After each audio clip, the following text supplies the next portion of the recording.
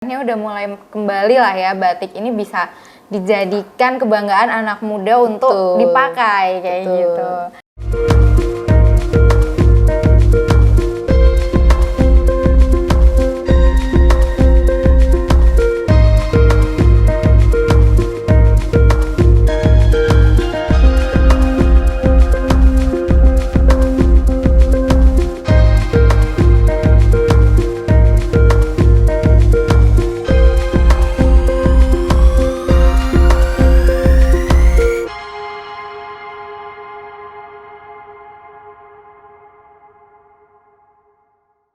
Hai Sobat Berita Jatim, kembali lagi di segmen kita UMKM Bicara. Nah, saat ini nih, aku udah kedatangan seorang pengusaha muda yang usahanya ini mengangkat dan melestarikan kebudayaan dari Indonesia. Dan ini, ya kita masuk industri fashion lah ya, industri fashion batik. Langsung aja kita ngobrol-ngobrol dengan owner dari Batik Tulis Rahayu Trenggalek, Kak Ilma. Iya, pagi. Halo Kak. Ya, nah Kak, ini kan kita masuk untuk ngobrolin tentang dunia fashion batik nih. Nah, saat ini aku pengen tahu aja sih gimana sih cerita tentang Kak Ilma yang sekarang menggeluti dunia fashion batik. Oke, perkenalkan nama saya Ilma Binda Cahya.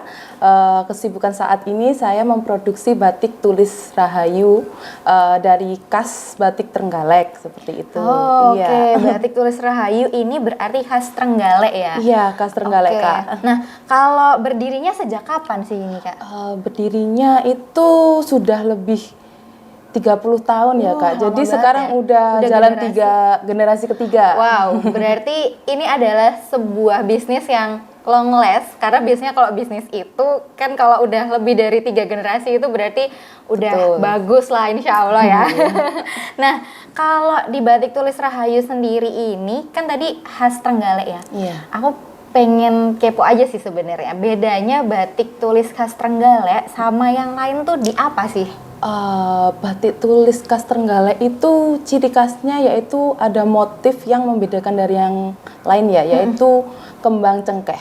Oh, ya. Kembang cengkeh. Ya, filosofinya kembang cengkeh sendiri itu karena sebelumnya di daerah Kabupaten Trenggalek itu termasuk perkebunan cengkeh terbesar di wilayah Indonesia, Jawa Timur juga Jawa itu Timur. termasuk banyak. Jadi inspirasinya tuh dari itu, dari perkebunan cengkeh. Iya, dari perkebunan cengkeh, terus didefinisikan seperti kejayaannya pada waktu itu tuh banyak cengkeh itu kan melimpah. Jadi terinspirasinya dari itu. Dari situ ya. Jadi akhirnya tercetuslah dan masuklah kembang cengkeh itu di motif-motif batik Trenggalek gitu.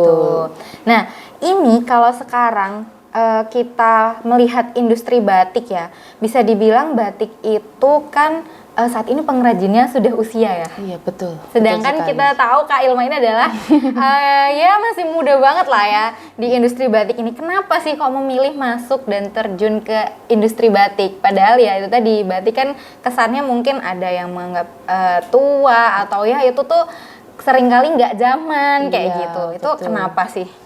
Batik itu sudah dipatenkan secara UNESCO ya, kan sebagai warisan dunia ya, tanggal 2 Oktober kemarin, dan menurut saya itu warisan yang harus dilestarikan ya, seperti itu. Jadi kita sebagai generasi muda setidaknya meskipun tidak bisa membatik, kita bisa mengenalkan kayak gitu.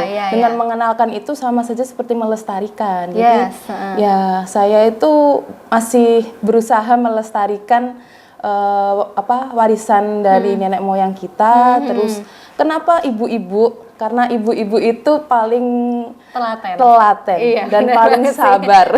Kalau anak-anak muda ini sebenarnya kita cuma bisa ngide ya, tapi setidaknya kita bisa mengarahkan lah kepada ibu-ibu seperti itu sih. Menuangkan ide itu menjadi sebuah karya batik gitu betul. ya. Nah, kalau misalkan tadi kan disampaikan ini sama Kak Ilma, kalau kita itu harus melestarikan dan ibu-ibu ini telaten kayak gitu. Betul.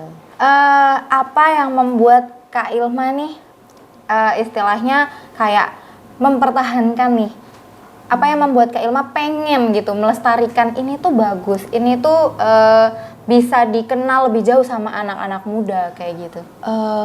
Saya itu hanya ingin memberi apa ya, pengetahuan tentang nilai seni ya, terutama nilai seni itu dengan buatan tangan. Jadi semakin buatan tangan itu semakin lama pengerjaan itu kan nilai seninya semakin tinggi. Betul. Jadi cuman ingin memberikan wawasan kalau seni itu dinilai bukan dari segi apa ya, kadang kan segi kayak materialnya yang bagus, baik atau gimana gitu ya, betul, tapi memahami prosesnya itu loh. Prosesnya pembuatan batik itu tidak semudah itu ya, dan itu seni batik itu sendiri kadang cuma satu kain tuh hanya dikerjakan beberapa pengrajin aja. Nggak semua pengrajin bisa. Betul. Jadi emang limited edition ya. Jadi masih banyak yang mencari motif-motif batik tertentu yang sekiranya langka. Itu yang membuat nilai seninya jadi tinggi. Berarti memang istilahnya tuh kayak satu kain batik itu punya perbedaan dengan kain batik yang lain, kayak gitu ya. Jadi semuanya ada filosofinya juga. Jadi nggak sembarangan motif-motif yang dibuat itu bukan kayak motif sembarangan gitu. Jadi kita kayak ada filosofinya, ini tuh terbuat dari ini, prosesnya seperti ini, inspirasinya seperti ini, kayak gitu. Jadi masih banyak orang-orang terutama orang Indonesia tuh masih sedikit mempercayai budaya itu. Dan itu masih banyak yang mencari juga. Jadi membuat nilai batik itu justru semakin mahal istilahnya keluar karena banyak banget filosofi yang sebenarnya didapatkan dari proses-proses itu ya. Nah, ini kan kalau saya lihat backgroundnya nih, Kak Ilma ini kan bukan dari dunia bisnis sebetulnya sebelumnya. Dari mana Kak? Saya sebelumnya backgroundnya sarjana sains ya. Sarjana sains. Ya, jadi sebenarnya sarjana sains terus sarjana nyemplung ke dalam dunia bisnis dan itu berbau seni. Kok bisa dan apa yang membuat Kak Ilma nih pengen ya udahlah sikat aja gitu? Menurut saya ini batik tuh peluang paling masih bertahan ya di bisnis itu karena keunikannya tuh keahliannya tidak semua bisa. Betul. Dan itu selalu peluang untuk memasuki pemasaran, terutama kerajinan handmade ya. Itu masih laris nasional, internasional masih dicari. Dan fashion juga fashion. Itu sudah kayak batik itu kan sudah melekat ya sebagai kayak identitas negara ya, terutama betul banget. Negara. Jadi saya tuh mempertahankan karena ini berbau seni itu saya suka aslinya dari awal karena saya suka kayak skate design, gambar kayak gitu. Terus menikmati prosesnya itu. Menikmati prosesnya itu yang bikin ada nano-nanonya gitu loh kalau membuat desain gambar ini kan saya biasanya menulis deskripsi filosofinya terinspirasi dari pemandangan ini atau seru ya seperti kayak melukis lah kayak gitu. Kurang lebih kayak gitu sih filosofinya membuat motif batik gitu. Berarti kalau selama pembuatan motif batik ini apakah ide motif itu selalu dari Kak Ilma ataukah dari timnya itu juga bisa memberikan ide atau? Kalau untuk motif batik sendiri itu kita tetap pakemnya karena kita tuh Kabupaten Trenggalek itu termasuk wilayah Mataraman ya, jadi masih masuk Surakarta sama Jogja. Jadi kita itu sejarahnya batik Trenggalek itu termasuk pada tahun 60-an termasuk pengrajin terbanyak. Jadi kita sering ngirim ke keraton dulu. Malah dari Trenggalek ya pada masa itu jadi ya. Banyak sekali satu kampung itu macem-macem. Jadi kita masih mempertahankan tradisi motif-motif tradisi, lebih ke Solo, ke Jogja kayak gitu. Tapi di sisi lain untuk perkembangan zaman kita juga mengembangkan motif-motif baru juga yang menyesuaikan kayak kemarin mungkin ada corona gitu itu kan memomenkan pada tahun itu. Kenapa Kak kok motifnya corona kayak gitu? Memomenkan peradaban kita itu sudah melewati pandemi seperti itu. Corona itu ya. Jadi itu tertuangkan di dalam kain batiknya, gambarnya. Bersama kayak lukisan gitu kan kayak pada tahun ini menggambarkan peradabannya seperti itu. Kita juga pengembangan lainnya di sisi lain tetap tradisional, tapi di sisi lainnya kita juga mengembangkan sesuai peradaban sekarang. Oke. Nah, kalau kendala dan suka dukanya nih, kan tadi sudah mengalami pandemi juga, dan pastinya ada gesekan ketika aku S1 dari sains nih, tapi terus masuk di dunia bisnis, itu kan pasti akan ada transisi dan suka duka. Betul. Apa nih suka dukanya, atau mungkin kendala yang dirasa sangat ini aku bisa nggak ya ngelanjutin kayak gitu? Betul. Ini dari kendalanya dulu ya. Kalau menurut saya kendalanya itu lebih kayak inovasi sih. Oke. Inovasi yang kan diharapkan untuk customer kan selalu inovasi yang baru seperti itu. Terus mengikuti tren fashion seperti itu. Terus pengembangannya itu mungkin pemasaran kita tidak bisa secara offline aja. Sekarang kita harus mengembangkan ke online juga. Ya, itu, digitalnya ya. Online itu juga bisa sebagai pemasaran ataupun promosi gitu. Itu kendalanya sih. Kalau sukanya sekarang lebih banyak sukanya ya Kak. Senang nih berarti ya. Alhamdulillah banget. Jadi kita masih santai-santai tapi bisa menghasilkan karya gitu kan. Hasil karya sendiri itu lebih kayak amazing gitu loh ya. Terutama kayak mencurahkan unek-unek di otak itu dijadikan sebuah karya. Itu lebih kayak appreciate sendiri sih. Dengan gitu. karya sendiri ya. Meskipun di sisi lain aku emang backgroundnya emang tidak sarjana seni apa-apa, tapi kan kita bisa mengambil dari sudut pandang semua wawasan itu bisa jadi inspirasi. Betul kayak gitu. Oke. Nah ini tadi ngomongin inovasi sama tren nih, tentang inovasi dan tren batik fashion ke depan itu kayak gimana sih? Inovasi dan tren. Untuk tren tahun depan, untuk tren sendiri sih kita tetap secara saya lihat ya, motif-motif klasik itu selalu dicari, terutama motif-motif tradisional. Yang tradisional ya, motif tradisional. Terus kemudian dipadukan dengan kayak tenun. Sekarang lagi trennya juga tenun. Kita bisa dikolaborasikan dalam bentuk baju fashion batik kombinasi tenun atau lurik kayak gitu. Jadi kan look bajunya juga terlihat kayak lebih menarik gitu. Iya kan biasanya kan orang melihatnya pakai batik untuk pekerjaan seragam, bener kayak buat banget, seragam, bener banget. baju kantor, kaku. Tapi ini kita lihat ya, kita lihat di sini bajunya Kak Ilma sendiri aja udah anak muda banget. Iya, casual ya, menyesuaikan ya. Casual banget dari topinya, dari outernya.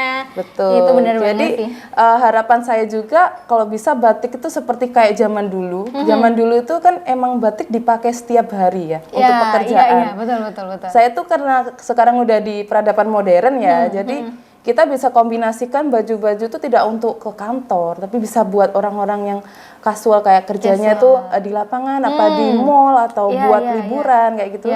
Batik itu masih bisa dipakai jadi keren gitu. Benar bener banget. Karena emang kalau pada zaman sebelum ini kan orang-orang itu kan kesannya kayak pakai batik tuh dalam kondisi yang harus kondangan betul. Atau lagi acara formal banget. Tapi kalau modelnya udah kayak gini nih, ini bisa pakai traveling, mau ketemu sama temen juga santai aja. Iya betul. Jadi harapannya tuh pendekatannya terhadap anak muda ya terutama. Jadi biar kesannya tuh pakai batik itu nggak norak banget itu ke kondangan, harus ke kantor atau gimana. Sedangkan saya yang kesehariannya tuh emang bekerja di rumah. Jadi saya mencari kesibukan mungkin kalau ketemu teman atau mau buat liburan, itu saya biasanya pakai outfitnya yang sekiranya batiknya tuh yang lebih cerah. Mungkin ya. Atau lebih modelnya juga yang kayak outer aja gitu aja sudah masuk. Ini sih keren sih menurutku kalau anak-anak yang sekarang. Tapi tahun ini termasuk anak muda udah banyak sih yang pakai batik sudah buat trennya udah mulai, inovasinya juga banyak. Iya betul, trennya udah mulai kembali lah ya, batik ini bisa dijadikan kebanggaan anak muda untuk dipakai kayak gitu. Keren sih, keren. Nah, untuk selanjutnya di tahun 2023 nih, kira-kira dari Batik Tulis Rahayu sendiri ingin menggaungkan apa sih ke anak-anak muda, ke penikmat batik, atau bahkan yang sebelumnya mereka menganggap batik itu kuno tadi? Apa yang mau digaungkan? Untuk tahun 2023 harapannya Batik Tulis Rahayu bisa menampilkan koleksi-koleksi yang bisa sekiranya diterima oleh masyarakat ya. Oh ya. Yang sekiranya bisa dipakai untuk keseharian kayak gitu. Yes. Terus diperbanyak event-event anak-anak muda yang berhubungan tentang kesenian atau fashion show, apa-apa tuh outfitnya sering pakai batik. Iya, karena batik ini kan termasuk identitas negara ya. Jadi sebagai souvenir apa-apa sebagai kayak aku loh orang Indonesia bangga ini, gitu ya. Bangga ini pakai batik ini termasuk pakaian tradisional meskipun bukan pakaian adat ya. Di sisi lain pakaian adat tapi ini sudah dipatenkan sama UNESCO pada tanggal 2 Oktober sebagai warisan budaya Indonesia. Jadi keren banget karena memang menggaungkan bahwa batik ini adalah punyanya Indonesia dan supaya anak-anak muda itu bangga menggunakan batik ini sendiri. Karena kalau enggak takutnya nanti malah menghilang gitu ya. Itu sebagai ciri khas lah kita sebagai warga Indonesia, masyarakat tuh melestarikannya dengan memakai setidaknya meskipun membuat itu agak sulit jadi setidaknya memakai. Iya. Nah, Kak Ilma, kira-kira nih Kak Ilma mau menyampaikan pesan apa untuk Sobat Berita Jatim yang mungkin nih lagi mau memulai usaha, lagi mau entah itu di industri kreatif, industri fashion, tapi tuh masih ragu ataupun takut lah ya untuk memulai. Apa nih yang bisa disampaikan untuk Sobat Berita Jatim? Buat Sobat Berita Jatim, untuk yang masih memulai usaha dari kecil atau yang masih ragu-ragu, merintis kayak gitu, diusahakan konsisten sih sebenarnya. Kuncinya semuanya tuh konsisten. Itu entah dari bidang apapun, kreatif, apa bidang makanan kuliner terutama kuliner, itu lebih ke konsistennya. Emang apalagi kalau di online itu emang agak begitu sulit emang kalau untuk small business itu. Mungkin bisa ngefeknya tuh 5 bulan. Itu dengan uploadnya tiap hari, Kak. Tiap hari baru dapat customer 5 bulan, nggak apa-apa. Nggak apa-apa. Nanti ngumpul-ngumpul dikit-dikit setahun itu prosesnya emang begitu, bukan karena kalian salah atau gimana, emang konsistensinya itu diurutkan sedikit demi sedikit. Nanti customer mulai merasakan terus satu, kalau mungkin sesuai hobi aja ya. Karena kalau berjualan kadang tuh mood gak mood ya, itu yang bikin susah sebagai pengusaha. Jadi kalau bisa sesuai passion aja sih. Mungkin kalau kakaknya suka foto-foto produk, itu bisa dibuatkan jasa kayak atau gimana kayak itu. Terus diupload tiap hari dengan mungkin hashtagnya gimana atau lebih pengambilan fotonya juga diperhatikan kayak gitu. Lebih ke situ sih, Kak.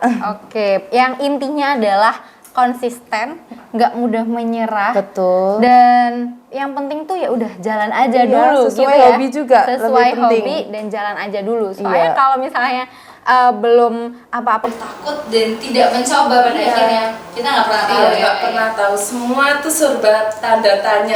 Saya pun sekarang juga serba tanda tanya, kedepannya harus gimana, apa yang harus saya lakukan untuk bisnis ini untuk bertahan setahun aja lah, 2 tahun, 5 tahun, kita juga berproses itu ya, mengalami lika-liku kegagalan selalu pasti itu udah pasti. Oke, nah kita udah di penghujung podcast kita hari ini, Kak Ilma. Thank you banget buat waktunya udah mau sharing sama Sobat Berita Jatim tentang perjalanan Batik Tulis Rahayu dan tentang industri fashion batik ya di Indonesia.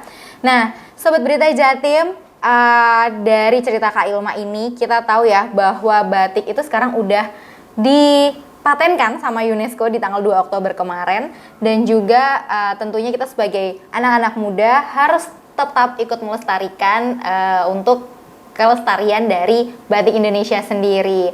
Dan juga ketika teman-teman mau memulai sebuah bisnis, jangan lupa untuk tetap konsisten, tidak mudah menyerah, dan juga ikutin aja passion, hobi, dan yang penting mulai aja dulu. Oke, thank you. Stay tune terus di Berita Jatim TV, UMKM berbicara. Bye!